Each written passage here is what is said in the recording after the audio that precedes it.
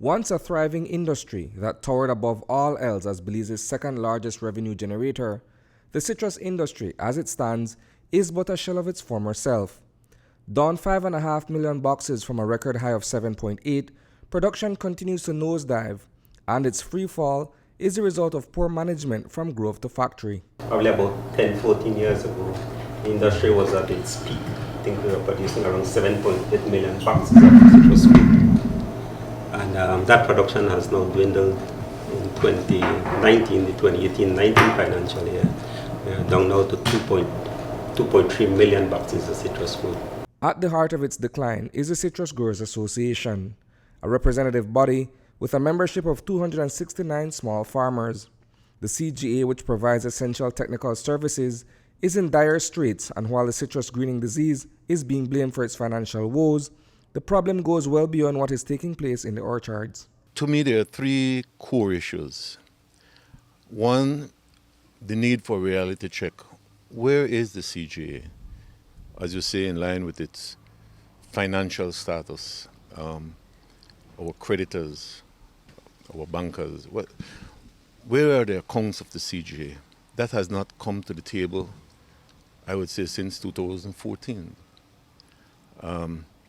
So we don't know. The core business of the CGA as a grower service organization is failing its membership. The core business of the association is defunct. And therefore, if you have a grower organization that is not functioning as it's designed to do, you have creditors, members of staff that you owe and cannot pay, then the reality of what you're managing is in crisis. And so if you are unable to accept that reality of bankruptcy on all fronts, then that denial is going to invite disgrace and prolong the agony that we have in the citrus industry.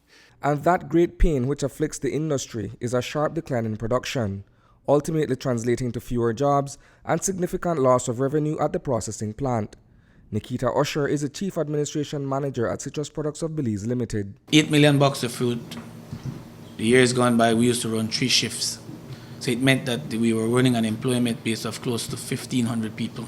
Today at 2.5 million bucks of fruit, we're simply only running the factory at 2 shifts. And we don't run on weekends. So you could imagine then, the employees now that used to make substantial money working overtime work, their concerns.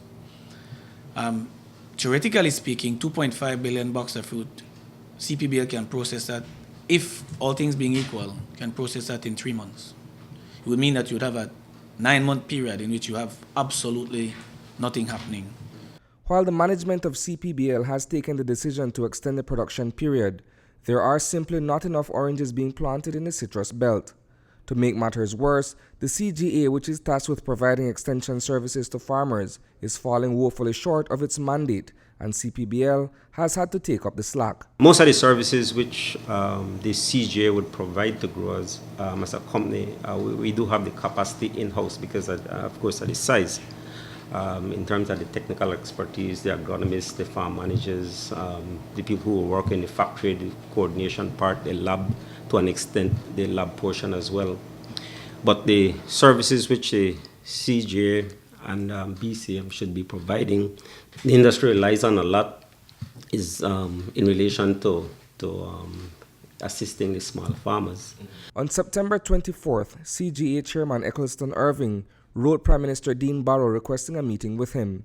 In that letter were several requests, including the establishment of a drought relief program, as well as an annual subvention of $200,000.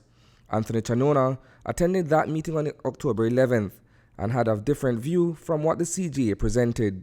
The CGA presented several bullet points to the Prime Minister.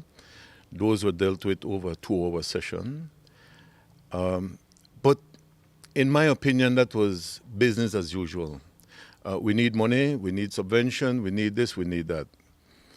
I think at that meeting, I felt it was my responsibility as an elder of the industry to speak from my heart. And I felt that what we were doing were ignoring the facts. When you cannot pay your creditors and cannot pay your staff, and you cannot account for what you're managing, then it's a bankruptcy of ideas, a bankruptcy of cash, and a bankruptcy of our institutions. We've lost our way. And so my intervention at that meeting was basically to bail the cat. I called it out for the way I saw it. And it wasn't meant to be disrespectful or in any way combative. We've passed that stage, Isani. We have to find a way to sit down around a table, leave our baggage outside, and put the best interests of the CGA on the table. Along with the requests was concessionary interest rates and for government to support a petition to the Social Security Board to reduce the interest rate on loan funds to growers from 11 to 6%. News 5 attempted to get a response from CGA's Executive Director, Dr. Eugene Cleland, earlier today, but we were told that they were in a committee meeting. We will have more on this developing industry story in Thursday's newscast. Reporting for News 5, I am Isani Cayetano.